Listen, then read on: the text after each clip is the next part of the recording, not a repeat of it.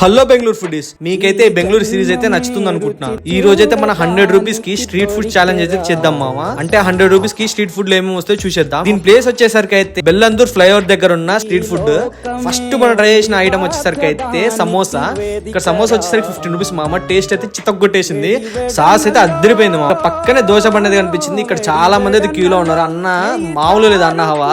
దోశలు వేస్తూనే ఉన్నాడు, పోతూనే ఉన్నాయి. మనం అయితే ఇక్కడ స్పెషల్ మసాలా దోశ అయితే చెప్పేసాం. అలా దోశ ప్రిపరేషన్ చూస్తున్నాడు కదా, టప్ప వేసేస్తూనే ఉన్నాడు. అన్న హవా అయితే మామూలు లేదనమాట.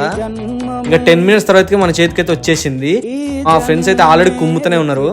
ఇక టేస్ట్ విషయానికి వచ్చేసరికి ఆ దోశని ఆ 2 చట్నీ కాంబినేషన్ లో పెట్టుకొని తింటే అద్దరిపోయింది మామ, మామూలు లేదు. దీని కాస్ట్ విషయానికి వచ్చేసరికి అయితే 40 రూపీస్ మామ.